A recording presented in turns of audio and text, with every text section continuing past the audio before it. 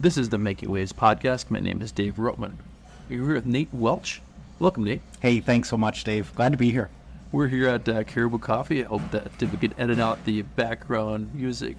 I don't know. I was thinking it was a walk-up music for me. I was kind of excited about that. Tell us a little about yourself, Nate. You bet. Well, hey, I'm a fifth-generation South Dakotan. I was born and raised right here in Sioux Falls, where we are.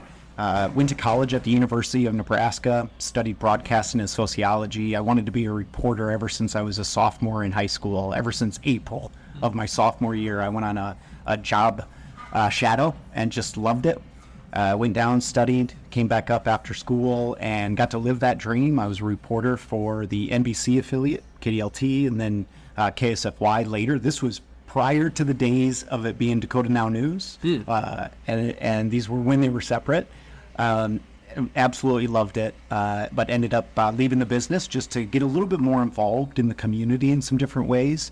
And then was lucky enough to have a pretty eclectic career. I went off to do professional sports, marketing, get back to some of that history that I had, did some development, even was an insurance agent for a while, and then ultimately found my way where I was the president and CEO of the Vermillion Chamber and Development Company, where my wife and I and our kids, we moved down to Vermillion, and that's where we still live.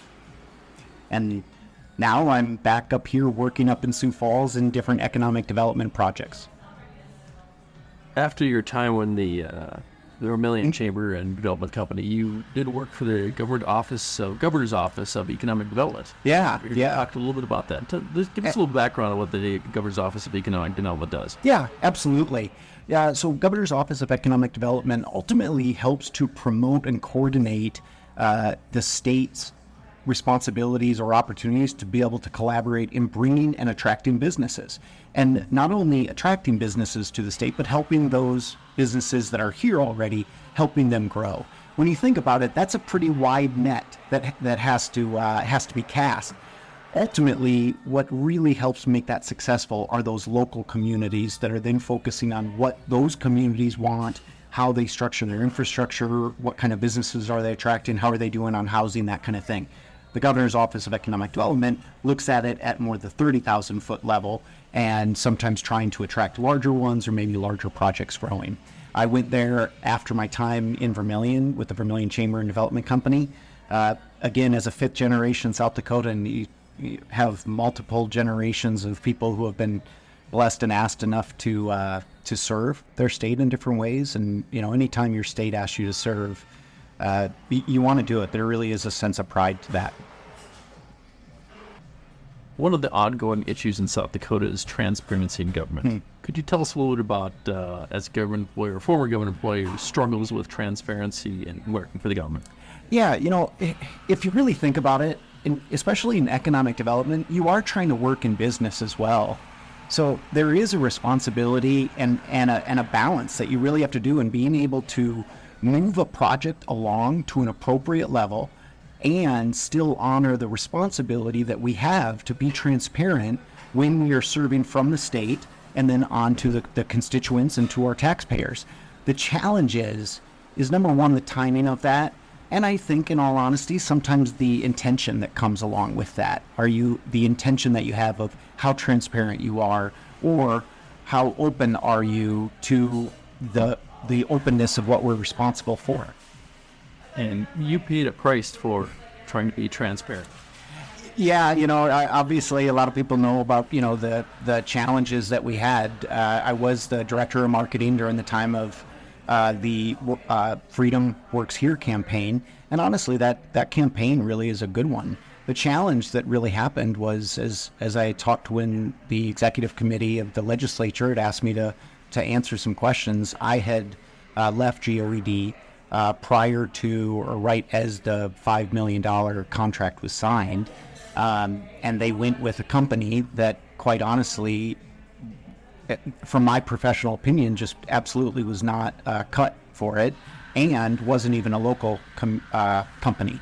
The challenge was that I was pretty explicitly told that they needed me to recommend them. And I do believe that as a state employee, we have responsibilities to serve those with authority. Absolutely agree with that. the challenge was I was pretty open and honest in saying, you have the authority to tell me who to sign. I'll sign them. But I cannot make a statement that is not true. And the statement of recommending was just not an option for it.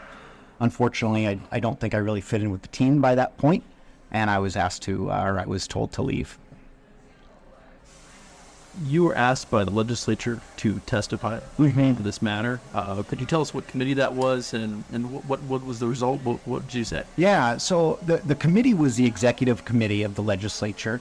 Ultimately, I don't know all the logistics of that committee's authority, but ultimately an oversight committee. And you know, that campaign obviously had started to get a lot more press that was not intended for that campaign when they were realizing that there may have been some creative aspect of it that really didn't come from that company that ultimately did it. A number of those legislators asked really what that process was. I'm not sure if they were getting really direct, specific answers. One of the questions that the executive committee members asked was who was all involved. And that's when they, of course, listed my name. And so the executive committee had asked me to appear in front of them. And again, you go back to being a South Dakotan and I'm beholden to the truth. Whether or not you're serving the state right at that moment or you've served it, the responsibility was that they deserved the answers of any questions that they were asking. That's, I think, the responsibility and the honor that we have in serving. And so when they asked me to come and answer questions, I did. Again, I get that there's politics. I get people have agendas. And I also get that, quite frankly, there's a lot of people out there that are in positions where it's really hard for them to maybe speak up or maybe hard for them to stand up against it. And again, in all honesty, I think that there's some people who maybe stand up for silly reasons. You know, some people who make a deal out of nothing that really doesn't have to be. And so the responsibility that I had was members of the legislative executive committee asked me to come and answer questions of my experience. And again, that's my commitment to my state, whether I'm an employee or not. So they asked ultimately what that process was. How did we come to the decision? What was the selection process like? Ultimately, at the end of the day, really nothing happened from that committee. Whether or not it could have gone farther, I think, there's probably some legislators who certainly think that it should have or could have. But I think one of the nice parts about it was it at least offered the opportunity to be able to really look at what that process is for those RFPs and really try to decide whether or not it's well defined. Because at the end of the day, you have a lot of great state employees who are taking direction, and there's sometimes a gray area if they do something one way or another. And I think that our state, as the employer to those employees, I think those employees deserve good direction. And so I just tried to answer questions they had. I imagine you have very strong opinions about transparency in government. Does that cost you your job? Yeah, it was a bummer. Partly just because I really liked a lot of the people that I worked with. And again, like I said, I was honored to get to work for my state. I mean, I grew up hearing about the brain drain that we would have in South Dakota. I'm a millennial. I'm that low 40s age. I grew up hearing about how people were leaving the state, and I've been blessed enough to have opportunities to leave, but I never did because I love my state so much. I love the opportunities that we have, and honestly, to really just feel like you kind of got tossed out on the curb, that one hurts. It's just a bummer. And so that part is it certainly is hard to not just kind of feel like you have a kick in the stomach for it, but at the same time too, this kind of going back to my journalism days, I do believe in transparency. Now, I don't know if I'd last right now in the big national aspect of journalism, because I think that is quite frankly often just really too extreme, and it actually doesn't get into the right details, or we don't focus on the right details. But the transparency of the responsibility that we have as a taxed population and where and what we do with those dollars, I think is something that is exactly what we were literally founded on. It's that taxation without representation, and having the ability to be transparent in this stuff, and quite frankly, having the opportunity and responsibility to hold your morals and ethics high without having it cost positions, I think is, I think and I hope that we can continue to get better at that.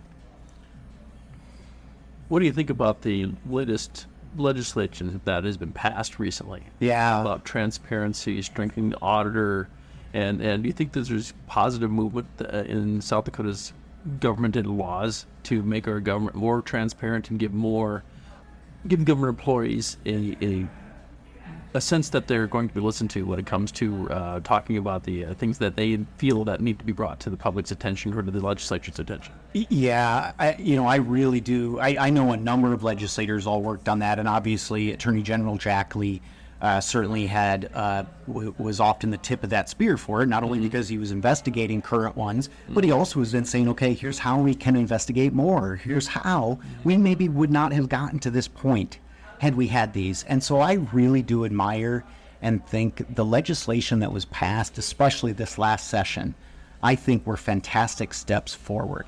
And again, I think that we, even as just a society, I think we often are wanting to do a gotcha, wanting to do a cancellation, wanting to just do, off with the hand kind of a thing. And so we kind of live in this deny, or catch them and toss them out type of thing. And I think that part of what this legislation really did was it put in protective barriers for those who, at least, like I said, if they don't have the authority to do something, but they have seen it, they now have a better opportunity to be protected by at least literally just saying what they think is right? I mean, you can go back to even my own experience, and this isn't me playing a fiddle for myself, but there was never a time I was not supportive to our organization to move in the continued right direction. I gave what I was hired to do and give my professional opinion, and also offer up to the point of where my moral line would go. And I communicated that on, and that just wasn't, that wasn't part of what they wanted, right? I think that those who handle dollars, those who are watching and doing all this transaction, we need to be able to have good protection for them, because also, if you think about it, we also don't want to have a fat government. Well, one of the ways that you can put more protection in for that type of stuff is you're going to do layers on layers on layers. Well, we as South Dakotans, the conservativeness in us, we know we don't need that. So I think we need things that can help us protect our integrity to do the right thing. And I think those laws that were put in, I think those were fantastic steps forward. Neat. Final thoughts? I've always got thoughts. I don't know how they get to be the final ones, but I want to say thanks again for having me. We've gotten to know each other a little bit, and this kind of a conversation, I think, is just what I hope it's beneficial to those out there if anyone's listening on it. I don't like to, people who probably follow my social media or anything, I don't promote the stuff that I had to go through. I don't really promote all of that. I don't stand on a thing and shout with a bullhorn, because to me, I still think that we are good people who can have conversations and get things done one step at a time. My hope is that we continue to do that, as opposed to having to shout on that bullhorn and try to just knock each other off any pedestal there is. I think just talking through it, and if I can share my experience and my perspective in that, and also, continue to say, I still love my state. I still really admire and appreciate a lot of people I worked with. Maybe I don't agree with them in different things, but as my grandfather always taught me, they're still your neighbor. No matter where they live, they're still your neighbor. That's a great attitude. Yeah, appreciate that. Nate, thank you for being with us. Thanks for having me. This has been the Make It Was podcast. My name is Dave Rotman. We've been here with Nate Welch.